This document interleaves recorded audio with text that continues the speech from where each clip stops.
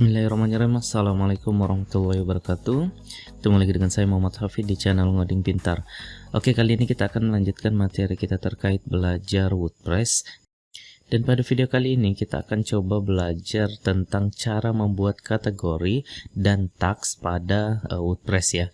Nah, pertanyaannya apa itu kategori? Kategori pada WordPress digunakan untuk mempermudah ya, atau untuk memudahkan kita dalam mengatur dan mengelompokkan postingan artikel.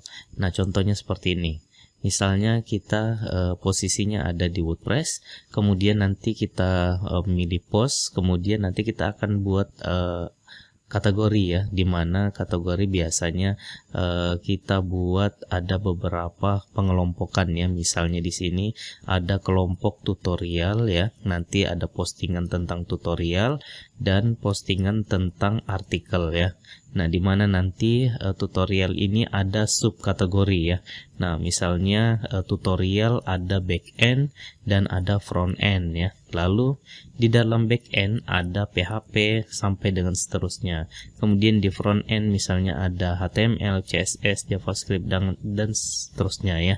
Nah, nanti kita akan mengelompokkan seperti ini. Nah, kalau misalnya di artikel, nanti misalnya di artikelnya ada artikel tentang teknologi, bisnis sampai dengan seterusnya ya.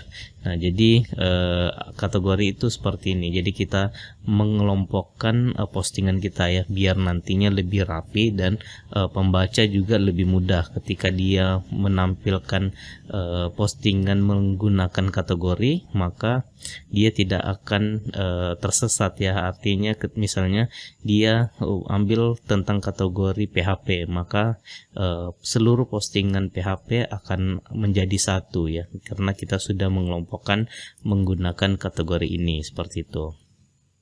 Kemudian yang kedua ada tags ya. Nah, tags ini apa? Tags adalah salah satu fitur WordPress yang digunakan untuk mengelompokkan ya. Nah, jadi sama, tags juga mengelompokkan, kemudian kategori juga mengelompokkan ya. Nah, jadi di sini digunakan untuk mengelompokkan postingan kita. Setiap postingan bisa terdiri dari beberapa tag. Nah, jadi nanti misalnya satu artikel bisa terdiri dari beberapa tag. Kemudian pengunjung dapat klik tag tersebut untuk menemukan postingan dengan tag yang sama. Nah, mungkin teman-teman sering menemukan di sebuah artikel, misalnya artikel tentang postingan A ya, maka di dalamnya nanti ada beberapa tag yang bisa digunakan seperti itu ya. Kemudian apa perbedaan tags dan kategori? Nah, nanti di sini kita bisa lihat ya. Nah, misalnya kategori itu sifatnya wajib ya. Jadi dia bersifat wajib. Jika tidak dikelompokkan, maka dia akan masuk ke dalam unkategoris ya. Artinya dia tidak dikategorikan. Kemudian tag untuk tag bersifat opsional ya. Bisa digunakan, bisa juga tidak ya. Jadi terserah kita mau menggunakan tag atau tidak. Kemudian kategori yang kedua, dia punya subkategori. Nah, sedangkan tag itu berdiri sendiri ya. Nah, jadi dia tidak memiliki subkategori seperti itu. Kemudian yang terakhir, kalau kategori merupakan topik umum, kemudian tag ini topiknya spesifik ya. Contohnya nanti ada tag misalnya belajar program. Nah, maka nanti itu belajar program semua diambil ya. Kategori apapun itu yang berhubungan dengan belajar program dia akan tampilkan seperti itu ya. Makanya di sini dikatakan merupakan topik spesifik ya. Jadi misalnya kita ambil tentang PHP, tag PHP. Nah, misalnya di artikel ada tentang PHP juga dia masukkan seperti itu ya. Oke, kalau sudah paham tentang kategori dan tags, kita langsung aja masuk ke dalam WordPress-nya ya. Silakan teman-teman masuk dulu ke dalam WordPress-nya ya, dimana kita masukkan di localhost, kemudian nama web kita adalah myweb, lalu kita akan login, maka kita masuk ke dalam WP admin ya. Nah, sampai di sini kalau sudah silakan login. Kemudian username kita admin, kemudian admin 123 ya. Oke, kalau sudah sampai di sini, nah kita kan mau buat kategori dan tags ya, dimana kategori dan tags itu berada di menu post ya. Kemudian Nah, nanti kita akan buat postingan, tapi terlebih dahulu kita buat dulu kategori dan tagsnya ya, biar nanti lebih mudah seperti itu. Kalau sudah, silakan teman-teman arahkan ke menu post ini, kemudian pilih kategoris ya. Silakan diklik. Nah, maka kalau sudah, nanti di sini akan ada, kita lihat kategori ya. Kategori yang pertama atau kategori default ya, uncategorized. Kemudian kalau misalnya kita mau menambah baru, tinggal kita masukkan aja di name sini nama kategori kita apa, misalnya tutorial ya, tutorial. Kemudian Slack ya, Slack ini untuk URL friendly ya, nanti misalnya seperti ini, misalnya kita buka localhost, kemudian my web. Nah, nanti misalnya kita buat artikel tentang tutorial atau kategori tentang tutorial, maka nanti dia seperti ini, tutorial. Nah, ini adalah Slack-nya ya. Nah, kalau misalnya dia lebih dari satu kata, nanti dia akan ditambah dengan simbol min seperti ini, misalnya tutorial PHP, misalnya seperti itu ya. Nah, namun di sini Slack ini dia akan otomatis, kita biarkan aja kosong ya. Nanti dia akan ngambil dari name ini, kemudian nanti dia akan buat menjadi huruf kecil semua ya. Nah, tapi kalau misalnya kita mau membuat berbeda dari name kategori ini, boleh juga ya. Tapi di sini saya kosongin aja. Kemudian di sini ada pilihan apakah parent kategori ini ada di atasnya lagi atau parentnya. Nah, oleh karena di sini kita masih menggunakan tutorial, belum ada parentnya, maka kita kosongin aja atau none ya. Kemudian deskripsinya kalau mau ditambahkan boleh, kalau mau dikosongin juga tidak masalah ya. Kalau sudah, silakan add new kategori. Nah, kalau sudah, dia akan masuk ke dalam sini ya. Kemudian kita coba tambahkan lagi misalnya artikel ya.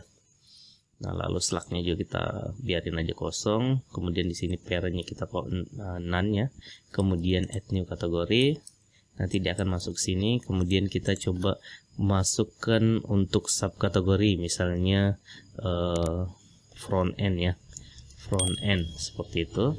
Kemudian Slack-nya nanti biar otomatis. Kemudian nanti di sini parent-nya kita kan mau buat subkategori, maka di sini kita pilih parent-nya ya, atau induknya, dia di atasnya siapa ya, atau di bawahnya siapa. Nah, oleh karena kita mau buatnya untuk tutorial, maka di sini kita pilih tutorial ya. Lalu kita pilih add new.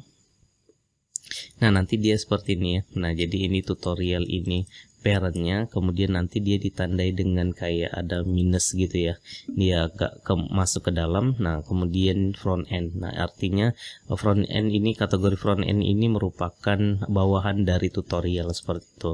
Nah, kalau kita buat lagi misalnya back end ya, kemudian Slack-nya kita kosongkan, kemudian kita ambil dari parent tutorial. Kalau sudah add new, nah maka dia sudah jadi seperti ini ya. Nah, nanti kalau misalnya kita mau lihat isinya, kita bisa klik view ini ya. Ini kita bisa klik kanan, kemudian open link in new tab ya. Nah, nanti dia seperti ini. Nah, jadi nama web kita, kemudian nama kategori ya, dia ini kategori, kemudian nama kategori kita ya, misalnya tutorial seperti itu. Kemudian kalau misalnya kita masuk ke backend contoh ya, ini kita buka. Nah, nanti dia masuk seperti ini, localhost, nama web kita, kemudian dia posisinya sebagai kategori, kemudian parentnya apa, parentnya itu adalah tutorial, kemudian backend ya. Nah, berarti kita masuk ke dalam kategori tutorial, kemudian di subkategori backend seperti itu ya. Nah, jadi nanti modelnya seperti ini. Nah, jadi lebih rapi ya, kelihatan kita punya URL seperti itu ya. Nah, kemudian ini untuk kategori ya, kita cukup sampai di sini. Kita coba masuk ke tags ya. Nah, untuk tags berada di bawahnya kategori ya, masih di menu post, kemudian di bawah kategoris ada tags ya. Ini boleh kita klik. Nah, ini sama ya, sama seperti kategori tadi ya, cuma bedanya tidak ada pilihan parent ya. Nah, misalnya di sini kita tags itu seperti ini, misalnya pemrograman ya, pemrograman. Nah, jadi apapun yang berhubungan sama pemrograman nanti kita akan gunakan tag ini ya. Kemudian slugnya kita kosongin aja. Oke, sudah masuk pemrograman. Terus misalnya di sini PHP ya. Oke, kita new, kita save ya. Nah, maka sudah masuk PHP. Terus ini HTML ya. Nah, jadi nanti misalnya artikel yang berhubungan dengan PHP atau tutorial yang berhubungan dengan PHP nanti kita akan simpan tagnya ya. Nah, jadi nanti ketika kita view ya, kita view dan nanti modelnya seperti ini ya. Kita masuk ke web kita, kemudian nanti kita masuk ke tag, lalu semua yang berhubungan dengan PHP dia akan panggil ya. Nanti dia akan tampilkan di sini. Cuma karena ini belum ada isi dari website kita, maka dia belum kelihatan seperti itu ya. Nah, jadi begini cara pengisian kategori dan tags ya. Nanti kita akan sembari berjalan kita akan tambah dan kurangi untuk kategori dan tagsnya ya. Nah, nanti kalau misalnya kita mau buat tutorial atau artikel, kita butuh kategori yang baru, maka kita boleh tambahkan ya. Nah, nanti kita tinggal tambahkan di sini boleh ya. Oke, jadi cukup mudah ya untuk penambahan kategori dan tags. Nanti kita akan pelajari untuk menambah artikel ya. Nah, jadi sampai sini saya rasa cukup untuk pengenalan kategori dan tags. Semoga jelas. Sampai ketemu di video berikutnya. Salam ngopi.